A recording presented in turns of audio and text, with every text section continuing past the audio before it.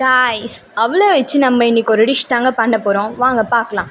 அதுக்கு நம்ம ஃபஸ்ட்டு அவல், வெல்லம், அதுக்கப்புறம் துருவிய தேங்காய்ங்க, அதெல்லாம் நமக்கு இந்த 3 ஐட்டம் தாங்க ரொம்ப தேவை, இம்பார்ட்டண்டான ஐட்டம். அதுக்கப்புறம் என்ன பண்ணுறோன்னா, அந்த அவலை நல்லா ஃப்ரை பண்ணுங்க. நல்லா ஒரு மொறுமொறுப்பாக வர வரையும் நம்ம ஃப்ரை பண்ணுங்க. அது எந்த அவல் இருந்தாலும் ஓகே தாங்க. நல்லா நைஸ் அவல் இருந்தாலும் ஓகே தான், திக் அவல் இருந்தாலும் ஓகே தாங்க. நமக்கு நைஸ் அவல்னா கொஞ்சம் பெட்டராக இருக்குங்க இந்த டிஷ்ஷுக்கு. அதுக்கப்புறம் அது நல்லா ஃப்ரை பண்ணோடனே அதை ஒரு பவுலில் ட்ரான்ஸ்ஃபர் பண்ணிடணுங்க. சைடில் அடுத்த சைடில் நம்ம என்ன பண்ணோன்னா, வெல்லம் பாவு எடுக்கணுங்க.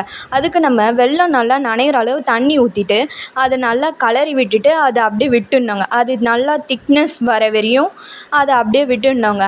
அதுக்கப்புறம் என்ன பண்ணுறோன்னா, நம்ம அந்த அவலை நம்ம மிக்சியில் போட்டு அரைக்க போகிறோங்க. அரைச்சிட்டு அது நல்லா பவுட்ராக வர வரையும் நல்லா அரைக்கணுங்க.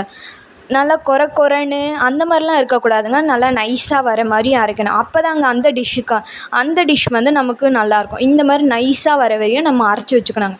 அதை ஒரு பவுலில் நம்ம ட்ரான்ஸ்ஃபர் பண்ணிடுறோங்க.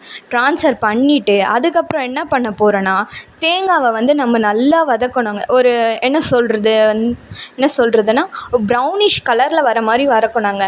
அது வெள்ளையாகவே இருந்தால் அந்த டிஷ்ஷுக்கு நல்லா இருக்காதுங்க. இந்த மாதிரியும் நல்லா ப்ரௌனிஷாக வர வரையும் நல்லா அதில் இருக்க ஈரப்பதெல்லாம் போய் நல்லா ப்ரௌனிஷ் கலரில் வராங்க.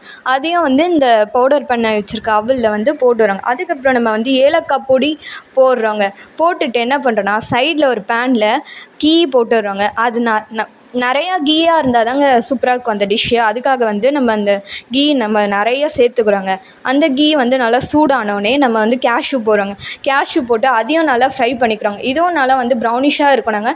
ரொம்ப தீஞ்சு போயிடக்கூடாது. தீயாத ஒரு ஒயிட்டும் இல்லாமல் ஒரு ப்ரௌனும் இல்லாமல் சூப்பராக இருக்கணுங்க. இப்போ என்ன பண்ணுறோன்னா, நம்ம அந்த வெள்ளைப்பாகு ரெடி ஆனோடனே அந்த அவல் வச்சுருக்கோம்லங்க அதில் ஊற்றணுங்க.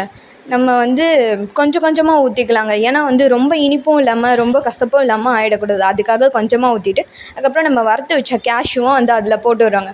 அதுக்கப்புறம் என்ன பண்ணுறோன்னா, நம்ம நல்லா கலரி வச்சுக்கணுங்க. கலரிட்டு நம்ம இனிப்புக்கு ஏற்ற மாதிரி அந்த வெல்லம் ஊற்றி நல்லா கலரி இருக்கணுங்க. வேணும்னா நம்ம இன்னும் கொஞ்சம் கூட ஆட் பண்ணிக்கலாம். அவ்வளோதாங்க. அதை நம்ம இப்போது லட்டு பதத்துக்கு பிடிச்சி அவ்வளோதாங்க, டேஸ்ட்டுக்கு வைக்க வேண்டியதாங்க. அது ஈவினிங்கில் வந்திருக்கவங்க பசங்களுக்கு நீங்கள் செஞ்சு கொடுத்தீங்கன்னா ரொம்ப சூப்பராக சாப்பிடுவாங்க. ஸ்வீட்டாகவும் இருக்கும் அது ரொம்ப. இப்போ பார்த்தீங்கன்னா லட்டு அப்படியே எடுத்து சாப்பிட்ற மாதிரி நம்மளுக்கு சாப்பிட்ணுன்னு தோணுதுங்க. அந்த மாதிரி இருக்குங்க இந்த லட்டு பார்க்கவே. இந்த வீடியோ உங்களுக்கு பிடிச்சிருந்தா மறக்காமல் லைக் பண்ணுங்கள், கமெண்ட் பண்ணுங்கள். நெக்ஸ்ட்டு